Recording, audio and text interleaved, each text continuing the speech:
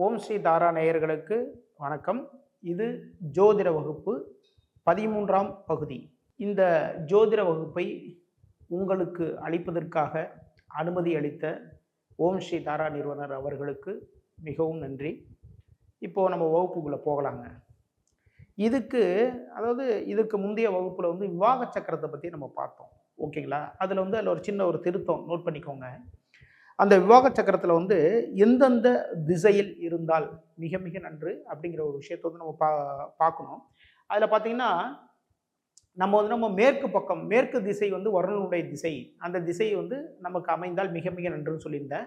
அது ஒரு திருத்தம் பண்ணிக்கோங்க. மேற்கு திசை நீங்கள் செலக்ட் செய்ய வேண்டாம். ஏன்னா மேற்கு திசை விட்டுருங்க. அது சரியில்லாத ஒரு திசையாக வருது. அப்போது எந்தெந்த திசை சிறப்பு, எந்த திசை சிறப்புங்கிறது மட்டும் நம்ம எடுத்துக்கிட்டால் போதுங்க. தேவையில்லாத நம்ம போட்டு குழப்பிக்க வேண்டாம். சரிங்களா? இப்போ நான் சொல்கிறேன், நோட் பண்ணிக்கோங்க. கிழக்கு திசை விவாக சக்கரத்தில் அந்த நாளில் கிழக்கு திசை வந்தால் உங்களுக்கு பார்த்தீங்கன்னா ஐஸ்வர்யம்னு சொல்லியிருக்காங்க. ஐஸ்வர்யம் அப்படின்னா பண வரவுகள், நல்ல நல்ல விஷயங்கள் எல்லாமே ஐஸ்வர்யம் அப்படி சொல்கிறது. அடுத்ததாக தென்மேற்கு. தென்மேற்கு என்ன வருது நமக்கு? தென்மேற்கு பார்த்தீங்கன்னா நெருது, அந்த அந்த கன்னிமூலைன்னு சொல்லி சொல்கிறோம் இல்லைங்களா? அந்த பகுதி வேணான்னு சொல்லியிருந்தேன். அந்த பகுதி தாராளமாக எடுத்துக்கொள்ளலாம். ஏன்னா தென்மேற்கு விவாக சக்கரமாக அமைந்தால் நம்முடைய திருமண நாளில் அன்றைக்கு பார்த்தீங்கன்னா சகல சௌபாகியம்னு சொல்லியிருக்காங்க. சரிங்களா? சகல சௌபாகியம், நீங்கள் என்ன நினைக்கிறீங்களோ அனைத்து நல்ல விஷயங்கள் அனைத்துமே உங்களுக்கு கிடைக்கும். நல்ல ஒரு வேலைக்கு போகணும்னு நினைக்கிறீங்களா? இல்லை அப்படின்னா பெரிய பிஸ்னஸில் பெரிய லெவலில் வரும்னு நினைக்கிறீங்களா? இது எல்லாமே திருமணத்திற்கு பிறகு உங்களுக்கு அள்ளி வழங்கக்கூடிய அந்த திசை தான் பார்த்தீங்கன்னா தென்மேற்கு. அதற்கடுத்ததாக வடக்கு. வடக்கு குபேரன் திசைன்னு சொல்லியிருக்கோம். அது அது சிறப்புன்னு தான் சொல்லியிருக்கோம். அது உண்மையிலேயே சிறப்பு தான். வடக்கு திசை அமைந்தால் சகல ஐஸ்வர்யம் அப்படி சொல்லியிருக்காங்க. அதாவது வடக்கு பார்த்தீங்கன்னா குபேரனுடைய திசை தான். அப்போ சகல ஐஸ்வர்யம் நமக்கு கிடைச்சிருது. ஓகேங்களா? அதற்கடுத்ததாக வடகிழக்கு. இந்த வடகிழக்கு நம்முடைய விவாகத்தை, அதாவது விவாக நாளில் வடகிழக்கு திசை அமைந்தால் அன்று பார்த்தீங்கன்னா சகல சௌபாகியம் சொல்லியிருக்காங்க. அப்போ சகல சௌபாகியம், நல்ல நல்ல விஷயங்கள் எல்லாமே நடக்கும். நீங்கள் என்ன நீங்கள் நினைச்சு வாழ்க்கையில் என்னென்ன நல்ல விஷயங்கள் எல்லாமே நினைக்கிறீங்களோ இது எல்லாமே கிடைக்கும். அதற்கு அடுத்ததாக பார்த்தீங்கன்னா பெண்கள் தரம் உயரும். ஓகேங்களா? பெண்களுடைய தரம் உயரும். அதாவது நீங்கள் மேரேஜ் பண்ணதுக்கப்புறம் பார்த்தீங்கன்னா உங்களுடைய இல்லத்தரசி அவங்களுடைய தரம் உயரும். தரம் உயரும் அப்படின்னா அதுக்கு முன்னாடி அவங்க வீட்டில் இருக்கிற வரைக்கும் பார்த்தீங்கன்னா ஒரு வேலைக்கு போயிருந்துருக்க மாட்டாங்க. இல்லை அப்படின்னா அவங்க வீட்டு வேலை கூட பார்த்துருக்க மாட்டாங்க. இங்கே வந்ததுக்கப்புறம் பார்த்தீங்கன்னா அந்த குடும்பத்தையே அவங்க தான் நிர்வாகம் பண்ணுவாங்க. அவ்வளோ அழகாக அப்படியே டோட்டல் அப்படியே மாறிடுவாங்க. சரிங்களா? அவங்களுடைய தரம் உயரும். அவங்க அப்பா அம்மா பார்த்தா கூட ஏன் பொண்ணா இது இவ்வளவு அழகாக எல்லா வேலைகளும் பார்த்துட்டு இருக்கே அப்படின்னு சொல்கிற அளவுக்கு அவங்களோட தரம் உயரும். அது மட்டும் இல்லைங்க, வந்ததுக்கப்புறம் பார்த்தீங்கன்னா அவங்க படித்த படிப்பிற்காக ஒரு அற்புதமான ஒரு வேலை வாய்ப்பு கிடைக்கும். இல்லைன்னா ஒரு தொழிலே அமைச்சிக்குவாங்க. அப்படி தொழில் அமைச்சிக்கிட்டு அவங்களுடைய தரம் உயரும், பெரிய லெவலில் வர ஆரம்பிச்சிடுவாங்க. அந்த குடும்பத்தினுடைய முன்னேற்றம் வேற லெவலில் மாற ஆரம்பிச்சிடும். ஓகேங்களா? அப்போது எந்தெந்த திசை சிறப்பு? கிழக்கு, தென்மேற்கு, வடக்கு, வடகிழக்கு. இது இவ்வளோ தாங்க. இந்த 4 திசை மட்டும் விவாக சக்கரம் அன்று அமைந்தால் மிக மிக சிறப்பு. அவர்களுடைய வாழ்க்கை வேற லெவலில், அதாவது வேற லெவல்னு சொல்கிறோம் இல்லைங்களா, மிக அற்புதமாக மாறப்போகின்றது என்று அர்த்தம். அப்போ இந்த விவாக சக்கரத்தை பார்த்துக்கோங்க. சரிங்க, விவாக சக்கரத்துக்கு அடுத்ததாக விவாக சக்கரம் கொடுத்துருப்பாங்க பஞ்சாங்கத்தில். அதற்கு அடுத்ததாக பார்த்தீங்கன்னா வாரசூலைன்னு கொடுத்துருக்காங்க. இது என்னங்க வாரசூலைன்னு கொடுத்துருக்காங்க? வாரசூலைக்கு கீழே பார்த்தீங்கன்னா கிழான்னு கொடுத்துருக்காங்க, மேன் கொடுத்துருக்காங்க. அதாவது கிழா அப்படின்னா கிழக்கு, மேன்னா மேற்கு, வடன்னு கொடுத்துருப்பாங்க. அது பார்த்தீங்கன்னா வடக்குன்னு வந்துடும். இல்லைன்னா சில இடத்துல பார்த்தீங்கன்னா மட்டும் கொடுத்துருப்பாங்க. அப்போ அதே மாதிரி பார்த்தீங்கன்னா தேன் கொடுத்துருப்பாங்க, தெற்கு. சரிங்க, இன்று கார்த்திகை மாதம் 18ஆம் நாள் செவ்வாய்க்கிழமை, துதியை திதி, மூல நட்சத்திரம். மூல நட்சத்திரம் பார்த்தீங்கன்னா 4:43 வரைக்கும் இருக்குது. அதாவது இன்று மாலை 4:43 வரைக்கும் மூல நட்சத்திரம். சூலநாம யோகம், தைதுளை கரணம். அதற்கு அடுத்ததாக அமிர்த யோகம் 25 நாளிகையும், அதற்கு பிறகு சித்த யோகம். ஓகேங்களா? 25 நாளிகைன்னா ஈவினிங் வந்துடும். சரிங்களா? அதுக்கப்புறம் பார்த்தீங்கன்னா சித்த யோகம். இன்று நாள் நல்லாவே இருக்குது. அதுக்கப்புறம் பார்த்தீங்கன்னா நேத்திரம் ஜீவன். அதுக்கு நேராக பாருங்க, நேத்திரத்தில் வந்து 0 கொடுத்துருக்காங்க, ஜீவனில் வந்து அரை கொடுத்துருக்காங்க. அப்போ நேத்திரம் சரியில்லை. ஓகேங்களா? அப்போ நேத்திரம் அப்படின்னா வந்து இந்த டயத்தில் வந்து வண்டி வாகனங்கள் அதாவது வாங்குறது வந்து தவிர்க்க வேண்டும் இந்த நாளில். அப்புறம் பார்த்தீங்கன்னா வந்து ஜீவன் அரை ஜீவன் இருக்கு. அப்போ பிராணிகளை வந்து வாங்கலாம். ஓகேங்களா? வீட்டுக்கு வந்து ஆடு மாடு, அதுக்கப்புறம் பார்த்தீங்கன்னா வளர்ப்பு பிராணிகள், செல்ல பிராணிகள் எல்லாமே தாராளமாக வாங்கலாம். விவாக சக்கரம்ங்கிறது வந்து கிழக்குன்னு கொடுத்துருக்காங்க. கிழக்கு பக்கமாக விவாக சக்கரம் வருது. கிழக்கு பக்கமாக விவாக சக்கரம் வந்து அமைந்தால் இந்திரன். ஓகேங்களா? சகல சௌபாகியம், சகல ஐஸ்வர்யம் இதெல்லாமே கிடைச்சிடும். அதற்கு அடுத்ததாக வாரசூலை, அதுக்கு பக்கத்திலே கொடுத்துருவாங்க பாருங்க, வடன்னு கொடுத்துருக்காங்க. வாரசூலை வடன்னு கொடுத்துருக்காங்க, வடக்கு. வாரசூலைங்கிறது வந்து முக்கியமான ஒரு விஷயத்தை வந்து நம்ம பார்க்கணுங்க. சென்ற வகுப்பிலே வந்து நம்ம பார்த்தோம். ஒரு பிஸ்னஸ் சம்பந்தமான ஒரு விஷயம் வந்து முக்கியமாக ஒரு நபரை பார்க்கறதுக்கு போகிறோம். அதுக்கப்புறம் பார்த்தீங்கன்னா நமக்கு அதாவது இன்டர்வியூ எல்லாம் முடிஞ்சு இந்த டேட்டில் நீங்கள் ஆஃபீஸில் வந்து ஜாயின் பண்ணுங்கன்னு சொல்கிறாங்க. குழந்தைங்கள ஸ்கூலுக்கு கூப்பிட்டு போகிறோம், ஃபஸ்ட்டு சேர்க்கறதுக்கு, முதலாக சேர்ப்பதற்கு. அதுக்கப்புறம் பார்த்தீங்கன்னா இப்படி முதலாக தொடங்கக்கூடிய ஒரு காரியம், சரிங்களா? ஒரு விஷயம் வச்சுக்கோங்களேன். அந்த காரியத்தின் அன்னைக்கு நம்ம இந்த விஷயத்தை பார்க்கணும். முக்கியமாக வந்து பார்த்தீங்கன்னா வாரசூலை அப்படிங்கிற ஒரு விஷயம் வந்து அமையுது. இப்போ வடக்கு, ஓகேங்களா? உங்களுடைய அலுவலகம் வடக்கு திசையில் இருந்தால் அன்று வடக்கு நோக்கி தான் வந்து நீங்கள் பயணம் போவீங்க இல்லையா? அது மாதிரிங்க இந்த வாரசூலை அமைகிற நாளில் பார்த்தீங்கன்னா நீங்கள் எந்த திசை நோக்கி வந்து பயணங்கள், அதாவது ஆன்மீக பயணங்கள் போவீங்க. மேரேஜுக்கு வந்து சில டயத்தில் கிளம்புவோம், ஓகேங்களா? அதாவது ரொம்ப ரொம்ப டிஸ்டன்ஸ், ரொம்ப தூரம் போவோம், சரிங்களா? அதுமாரி போகும்போது என்ன நடக்கும்னா ஆன்மீக பயணங்கள்லாம் சில பேர் போகிறாங்க. போயிட்டு ரொம்ப பேர் பார்த்தீங்கன்னா ஆன்மீக பயணங்கள் போய் ரொம்ப ரொம்ப ஆனந்தமாக திரும்பி வந்துடுறாங்க. சில பேர் பார்த்தீங்கன்னா ஆன்மீக பயணம் ஸ்டார்ட் பண்ணதுலேருந்து திரும்பி ரிட்டர்ன் வர வரைக்கும் பார்த்தீங்கன்னா பலவிதமான இன்னல்கள், பலவிதமான தொந்தரவுகள் இருந்து கொண்டே இருக்கும். எதனால் அப்படின்னா நீங்கள் இதுக்கு முன்னாடி உங்களுடைய லைஃப்பில் வந்து ஒரு நாள் போயிருந்திருப்பீங்க, ஏதாவது ஒரு ஆன்மீக பயணம் போயிருப்பீங்க இல்லையா? அது எந்த நாளில் வந்து நோட் பண்ணி வச்சுருப்பீங்க டைரியில். அந்த நாளை எடுங்க. அந்த நாளில் வந்து நீங்கள் காலண்டரில் போய் பாருங்கள், இல்லை பஞ்சாங்கத்தில் பாருங்கள், அன்று எந்த திசையில் வாரசூலை இருக்கின்றது என்று தெரியும், ஓகேங்களா? அப்போது அந்த திசையை நோக்கி வந்து நீங்கள் பயணப்பட்டிருப்பீங்க. வடக்கு திசை வந்து வாரசூலை வந்துட்டுங்க. சரி, இப்போ நான் ஒரு பிஸ்னஸ் சம்மந்தமாக ஒருத்தர் பேசுறது போகும். என்னுடைய பயணமே வடக்கு திசை நோக்கி தாங்க இருக்குது, சரிங்களா? பயணம் வந்து வடக்கு திசை நோக்கி தான் இருக்குது. அப்போ என்ன பண்ணணும் அப்படின்னா இதற்காக வந்து சின்ன சின்ன பரிகாரங்கள்னு சில விஷயங்கள் இருக்குங்க, சரிங்களா? இப்போ கிழக்கு பக்கமாக வந்து நம்ம போகணும்னு வச்சுங்களேன், கிழக்கு திசை நோக்கி வந்து நீங்கள் போக போகிறீங்க. அப்போது என்ன பண்ணிட்டு போகணும்? தெற்கு பக்கமாக வந்து நீங்கள் போக போகிறீங்க, சரிங்களா? அப்போது நம்ம என்னென்ன பண்ணிட்டு போகணும்? மேற்கு பக்கமாக போக போகிறோம். அப்போ இந்த வாரசூலைங்கிற ஒரு நாள் வந்து இந்த ஒரு, அதாவது நம்ம வந்து ஒரு காரியம் பண்ண போகிறோம் அப்படின்னா அது வந்து 99% முடிஞ்சிடுங்க அப்படின்னா அந்த 1% எங்கெங்க போகிறது? எதுவாக இருந்தாலும் பார்த்தீங்கன்னா 100% முடிஞ்சாதான் அந்த வேலை வந்து முழுமை அடைந்தது, சரிங்களா? அந்த 1% சொல்கிறோம் இல்லைங்களா, அந்த 1% இல்லைன்னா வந்து என்ன நடக்கும்? அப்போது ஒரு விஷயத்துக்கு வந்து தலை இல்லாத மாதிரி தான் அந்த 1%, சரிங்களா? அப்போது அந்த 1% வந்து ஃபுல்லாக சேர்க்கணும். நம்ம நட்சத்திரம் பார்த்துட்டோம், இதெல்லாமே எல்லா விஷயமும் எல்லாம் பார்த்துட்டோம். நம்மளுடைய நட்சத்திரத்துக்கு நல்ல நாள் எல்லாமே பார்த்தாச்சு, நல்ல அருமையான நாள்.